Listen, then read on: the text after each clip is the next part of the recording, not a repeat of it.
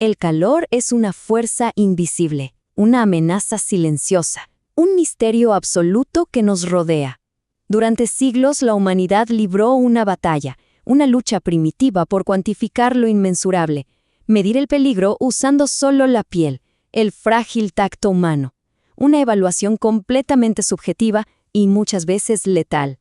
Viajemos a la antigüedad. No existían instrumentos. Todo dependía de los sentidos. Figuras legendarias como Hipócrates y Galeno confiaban ciegamente en sus manos.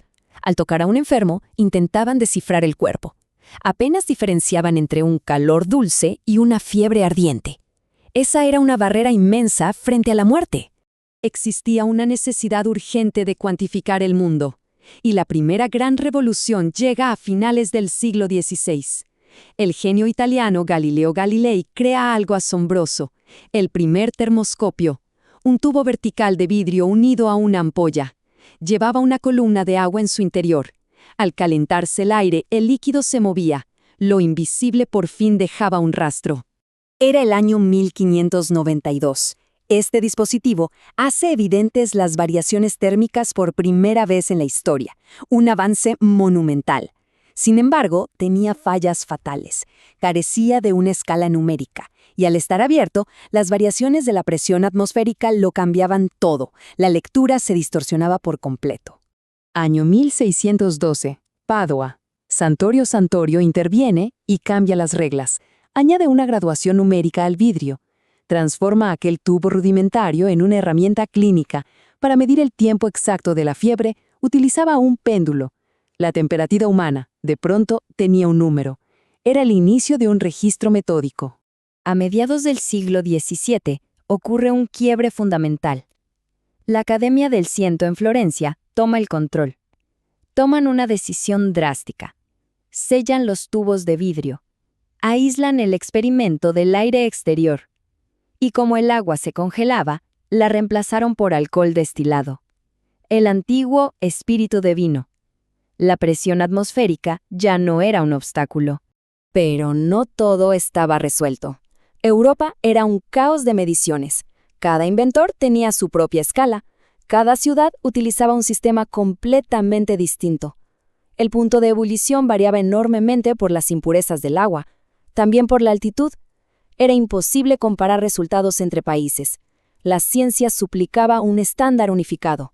Año 1714. Gabriel Fahrenheit revoluciona la medición global. Su gran innovación no fue solo una escala matemática, fue el dominio magistral sobre un elemento implacable, el mercurio. Descubrió un método químico para purificarlo. Logró evitar que se adhiriera al cristal. El resultado fueron mediciones asombrosamente consistentes. La precisión de Fahrenheit rayaba en la obsesión. Ancló su escala en puntos fijos, totalmente reproducibles.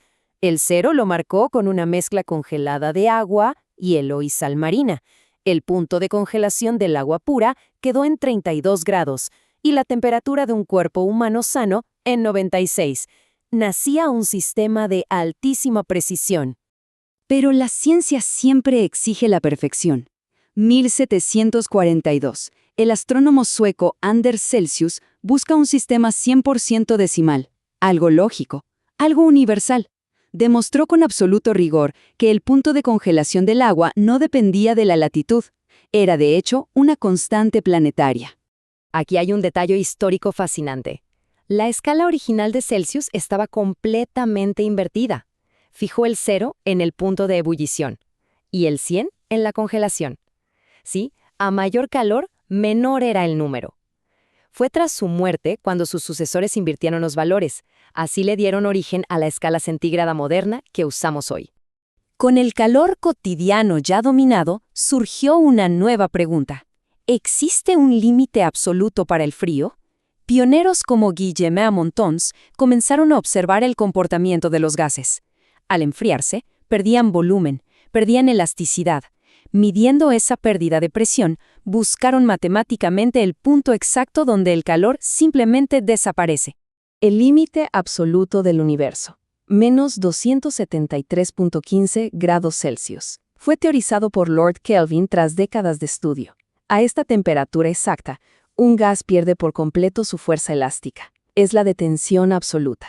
la parálisis total de todo movimiento molecular en el espacio. Y en el extremo opuesto, el fuego puro. El mercurio hierve a 356 grados. El vidrio se derrite poco después. Entonces, ¿cómo medir la forja de un metalúrgico?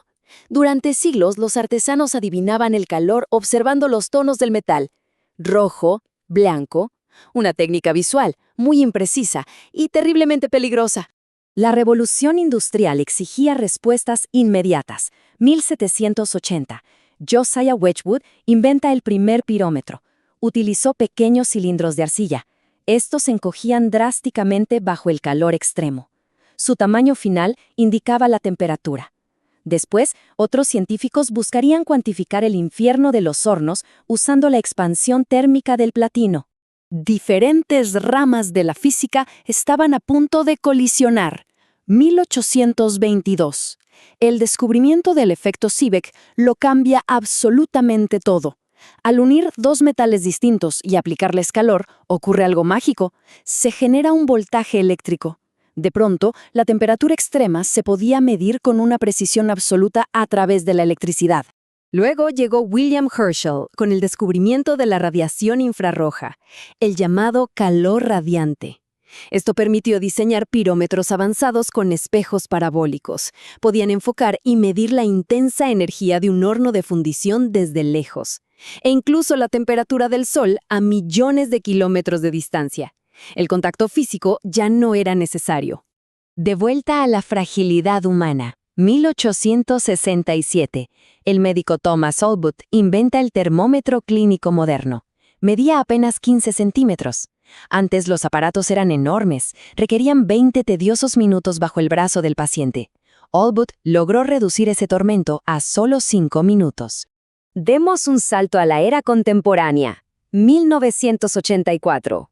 Aparecen los primeros termómetros de oído impulsados por tecnología infrarroja.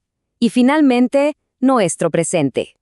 Sensores digitales sin contacto, inmediatos, implacables. Herramientas básicas de nuestra cotidianidad. Un contraste brutal con aquel frágil tubo abierto del Renacimiento. Fueron siglos de meticuloso soplado de vidrio, de calibraciones obsesivas en la oscuridad de los laboratorios, de debates encarnizados entre las mentes más brillantes de Europa. Un esfuerzo científico colectivo e imparable. Todo para lograr cuantificar una fuerza invisible que dicta nuestra propia existencia. El caos térmico finalmente fue estructurado. La asombrosa historia de cómo medimos el calor es, en esencia, la historia de nuestro ingenio inagotable. Transformamos la invisibilidad en números precisos y absolutos. Si fuimos capaces de domesticar el calor infinito del fuego y descubrir el abismo del frío absoluto, ¿qué otras poderosas fuerzas invisibles estamos a punto de cuantificar mañana?